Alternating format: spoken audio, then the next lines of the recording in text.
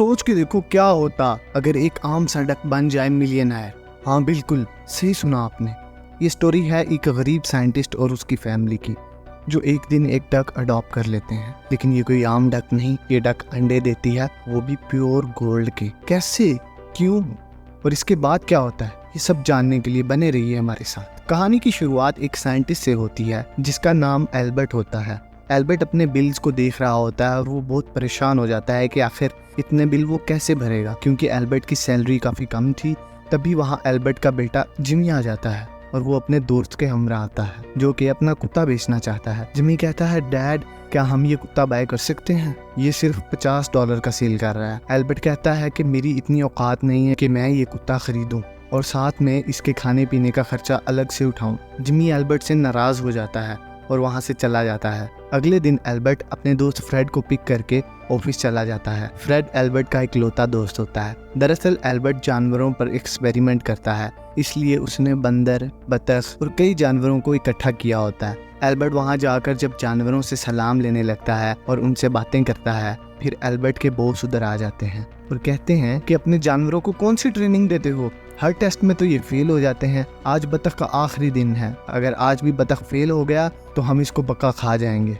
Albert बहुत उदास होता है क्योंकि उसको ये बतख बहुत पसंद होती है। फिर वो बतख से एक सिंपल सा टेस्ट लेता है, तभी वो बैठकर एक अंडा दे देती है, जिससे एल्बर्ट के बॉस उसे नाराज होकर वहाँ से निकाल देते हैं। लेकिन बतख भागकर रेडियो एक्टिव रूम में चली जाती है और गलती से बतख भी गामा रे रेडियो एक्टिव हो जाती है। उसके बाद एक साइंटिस्ट बतख को एल्बर्ट को लौटा देता है और कहता है कि अगर ये कुछ देर और वहाँ रुकती तो इसने जलकर राख हो जाना था। इसके बाद एल्बर्ट को कोई रास्ता नहीं मिलता तो वो बतख को घर ले आता है और अपने बेटे जिमी को दे देता है। जिमी पहले तो मना कर देता है क्योंकि उसे तो कुत्ता ही चाहिए था, लेकिन बाद में वो मान जाता है। वो बतख को अपनी पेट बना लेता है। जिमी और बतख की काफ़ी अच्छी दोस्ती हो जाती है और वो और बतख हर जगह जाते हैं। वो जिस जगह जाता है बतख उसके पीछे पीछे जाती है। जिमी इस बतख का नाम चार्ली रखता है। एक दिन जिमी अपने डैड को आवाज़ देता है और मदद के लिए पुकारता है। फिर एल्बर्ट देखता है कि उसकी बतख उनके पड़ोसी के पूल में गिर जाती है और वो बतख को मारने की कोशिश कर रहा होता है। तभी वहाँ पर एक कुत्ता भी आ जाता है और बतख को पकड़ने लगता है। एल्बर्ट बतख को बचाने के लिए पूल में उतर जाता है और आखिरकार वो उधर से अपनी बतख को बचा कर ले आता है। तभी जिमी की आवाज़ आती है। एल्बर्ट देखता है कि बतख ने फिर से एक अंडा दिया होता है।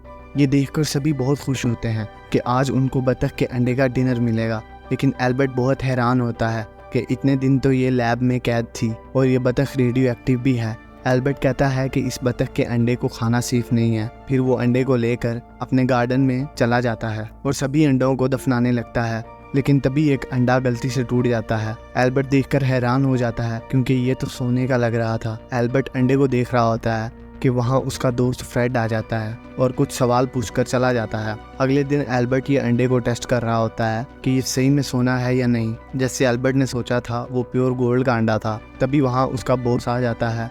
फिर एल्बर्ट अपने बॉस से पूछता है कि क्या कोई अंडा रेडियो एक्टिव रेज की वजह से सोने का बन सकता है। उसको बॉस कहता है कि ऐसा होता है, लेकिन ये होने के चांसेस बहुत कम होते हैं और इसमें बहुत सारे पैसे भी खर्च हो जाते हैं, तो अच्छा होगा कि तुम ऐसे बेतुके सवाल ना ही पूछो। एल्बर्ट कहता है, नहीं नहीं मैं तो मजाक कर रहा था। फिर एल्बर्ट अंडे को लेकर साइंटिस्ट को चेक करवाता है और फिर उसको पता लग जाता है कि ये तो असल सोना है। एल्बर्ट ये जानकर बहुत खुश होता है और अब एल्बर्ट अपने दोस्त फ्रेड को भी ये बता देता है कि मेरे पास सोने के अंडे देने वाली बतख है। फ्रेड को लगता है कि ये कोई मजाक है। एल्बर्ट अब घर आकर अपनी वाइफ कैटी को ये खुशखबरी बताता है। वो कहता है कि गरीबी के दिन गए और अमीरी के दिन आए, अब हम बहुत जल्दी अमीर हो जाएंगे। कैटी को कुछ भी समझ नहीं आता और कहता है कि चार्ली सोने के अंडे दे रही है।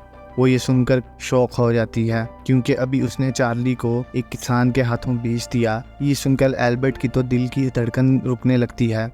फिर एल्बर्ट उस किसान के पास जाता है और अपनी बतख मांगता है। वो किसान बतख के 2 गुना मांगता है और कहता है कि मैंने आपकी बतख को दूसरी बतखों के साथ छोड़ दिया था, अगर आप ढूंढ सकते हो तो ढूंढ लो। लेकिन वहाँ 100 से ज़ायद बतखें थीं। वो चार्ली को ढूंढने की हर कोशिश करता है। जिमी सोचता है अब मुझे चार्ली कभी नहीं मिलेगी और उदास होकर अपनी कार की तरफ जाने लगता है।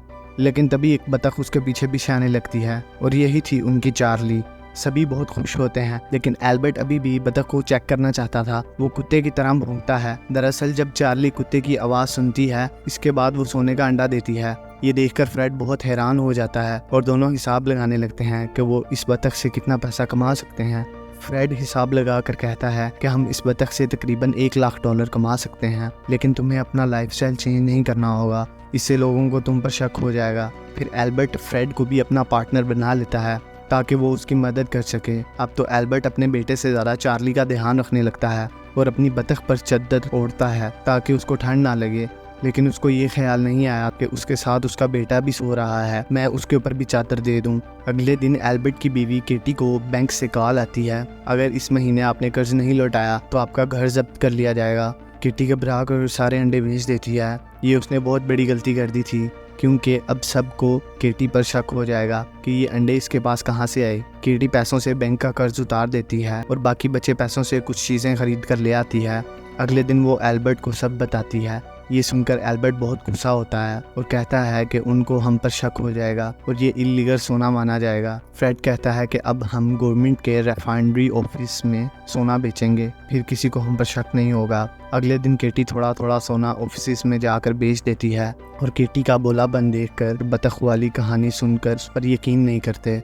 एक दिन एल्बर्ट और फ्रेड में सोने की अंडे की वजह से लड़ाई हो जाती है क्योंकि फ्रेड अपनी नई कार के लिए एल्बर्ट से अंडे मांग रहा होता है। एल्बर्ट कहता है कि मेरी बतख है, मैं जब चाहूँगा तुम्हें अंडे दे दूंगा। आखिर में दोनों में सुलह हो जाती है। अगले दिन एल्बर्ट का पड़ोसी जिमी से मिलता है क्योंकि उसको शक होने लगता है। वो जिमी से पूछता है ये बतख कब अंडे देती है। जिमी कहता है जब कोई कुत्ता भौंकता है तो ये अंडा देती है। फिर उसका कुत्ता भौंकता है और बतख अंडा दे देती है। लेकिन तभी केटी आ जाती है और जिमी और चार्ली को अंदर ले जाती है और एल्बर्ट को कॉल कर देती है और सब कुछ बता देती है। लेकिन अब देर हो चुकी होती है। वो अपनी टीम को लेकर एल्बर्ट के घर आ जाता है और कहता है कि हमें तलाशी चाहिए आपके घर की। ये सब बातें जिमी सुन लेता है और चार्ली को लेकर वहाँ से भाग जाता है। अब वो लोग चार्ली को ढूंढने लग जाते हैं और दूसरी तरफ एल्बर्ट की टीम भी उसको ढूंढने लग जाती है। जिमी के कुछ दोस्त उसको अपनी गाड़ी में ले लेते हैं और उसको एक लैडर के ज़रिए दूसरी बिल्डिंग में जाने को कहते हैं। वो चार्ली को लेकर लैडर के बीच में आ जाता है, लेकिन तभी वो नीचे देखता है और वो बहुत डर जाता है। तभी वहाँ एल्बर्ट आ जाता है और कहता है कि बेटा मेरा हाथ पकड़ो। तभी लैडर टूट जाती है मगर एल्बर्ट जिमी को पकड़ लेता है। इस तरह वो दोनों को बचा लेता है। फिर अगले दिन उन पर मुकदमा चलता है। जज कहता है क्या प्रूफ है कि ये बतख सोने का अंडा देती है। तभी वकील चार्ली के पास जाकर भौंकता है, लेकिन चार्ली सिर्फ एल्बर्ट और असली कुत्ते के भौंकने पर ही अंडा देती है। फिर एल्बर्ट खुद वहां जाकर भौंकता है। उसके भौंकते ही चार्ली अंडा दे देती है। लेकिन जब जज इस अंडे को चेक करती है तो उसको पता चलता है कि ये तो नॉर्मल अंडा है, इसके अंदर तो कोई सोना नहीं है। दरअसल अब बतख के जिस्म में रेडिएशंस का असर ख़त्म हो गया था, इसलिए वो सोने के अंडे नहीं दे रही थी। ये देखकर एल्बर्ट मन ही मन में बहुत खुश होता है। फिर सब खुशी खुशी घर में आ जाते हैं और मूवी यहीं पर ख़त्म हो जाती है। दोस्तों अगर आपको हमारी वीडियो पसंद आई तो वीडियो को लाइक करें, चैनल को सब्सक्राइब करें और बेल आइकन पर ज़रूर क्लिक करें ताकि आप आने वाली वीडियो सबसे पहले देखें।